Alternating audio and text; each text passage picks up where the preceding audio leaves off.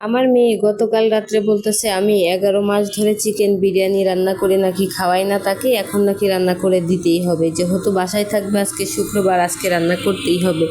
তো আমি বললাম তুমি 11 মাস ধরে চিকেন বিরিয়ানি খাও না, আর সেটা তুমি কিভাবে হিসাব করলা? সে আমাকে বললো যে আম্মু আমি তো অনেক দিন খাই না, 11 মাস হয়ে গেছে, তুমি হিসাব করে দেখো। তো যাই হোক, সে কিন্তু ঠিকঠাকভাবে হিসাবটা বুঝে না।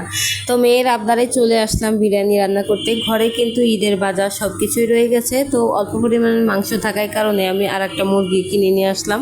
তো সেখান থেকে কিছুটা মুরগি দিয়ে আজকে বিরিয়ানি রান্না করব। আর আমি বিরিয়ানি রান্না করলে কিন্তু অল্প করে রান্না করি না, কারণ আমার বাসায় সবাই পছন্দ করে, সবসময় চেষ্টা করি 2 বেলা খাবে এমন করে রান্না করা। তো আমি সবসময় চিকেন বিরিয়ানি যখন রান্না করি, মুরগির মাংসটা কিন্তু সুন্দর করে ভেজে তো ওই হাঁড়িতেই সবসময় কষিয়ে নেই।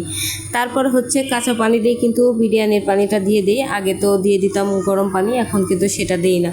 বাহিরের কিনা খাবারটা খেলে কিন্তু বেশ মজা লাগে, কিন্তু একবার ছেড়ে 2বার কিন্তু খাওয়া যায় না। আর বাসায় যদি রান্না করা হয় তাহলে কিন্তু মন ভরে খাওয়া যায়, পেট ভরেও খাওয়া যায়। তো যাই হোক, সবসময় এই কারণে রান্না করি, বাহির থেকে না খেয়ে বাসায় সবসময় রান্না করার জন্য।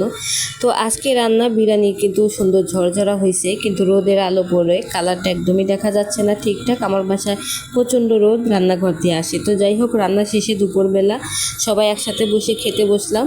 তো এই ছিল আজকে রান্না। কেমন হলো সবাই জানাবেন।